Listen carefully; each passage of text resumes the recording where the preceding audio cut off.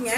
இப்போ பார்த்தீங்கன்னா கிராஸ் கட்டிங்கிறது என்னன்னு சொல்லிடுறேன். ஃபர்ஸ்ட் கிராஸ் கட்டிங்கிறது ஒரு ஒரு பொண்ணு வந்து ஒரு பிளவுஸ் போட்டிருக்கிறான்னா அந்த பிளவுஸை வச்சுதான் அந்த பொண்ணு வந்து அந்த ஸ்டிச்சிங் பண்ணுற டெய்லருக்கு ஒரு பேர், அந்த பொண்ணுக்குமே ஒரு பேர். ஏன்னா இப்போ நல்ல ஃபேட்டாக இருப்பாங்க, அவங்களுக்கு ஜஸ்ட்டு கொஞ்சம் பெருசாக இருக்கும். அது பார்த்தீங்கன்னா அவங்க நளினமாக இருக்காது, அப்படி ஃப்ரண்ட்டு பேக்கு சமமாக இருக்கும், ஒரே லெவலில் இருக்கும். அவங்க என்ன காஸ்ட்லியான ட்ரெஸ் போட்டிருந்தாலுமே அவங்கள ஸ்ட்ரக்சரே காட்டாது. ஓகேங்களா? அது வந்து நேர் கட்டிங்க்கு அந்த மாதிரி இருக்கும்.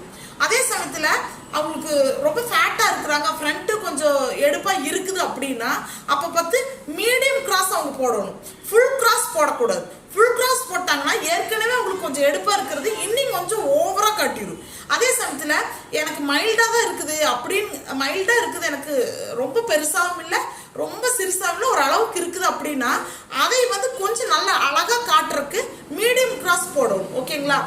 பெரும்பாலும் 100% எல்லாத்துக்குமே மீடியம் கிராஸ் போட்டு தைச்சா நல்லது. அதே மாதிரி இப்போ வர்ற பிள்ளைகளும் ரொம்ப ஒல்லியாக இருக்கிறாங்க, அதே சமயத்தில் உடம்பும் ஒல்லி, முன்னாடி எல்லாமே ஒல்லியாக இருக்கிற பொண்ணுக்கு நேர் கட்டிங் மட்டும்தான் போடணும், கிராஸ் கட்டிங் போடக்கூடாது, மீடியம் கிராஸும் போடக்கூடாது. கூடிமான வரைக்கும் ரொம்ப ஃபேட்டாக இருக்கிறவங்களுக்கு இந்த ஃபுல் கிராஸ் யாருக்குமே போடவே கூடாது, மீடியம் கிராஸ்லேயே நிறுத்திடணும். மீடியம் கிராஸ்லேயே கொஞ்சம் இன்னும் கொஞ்சம் தள்ளி போட்டால் அந்த கிராஸ் அவங்களுக்கு ஓகேவா இருக்கும்.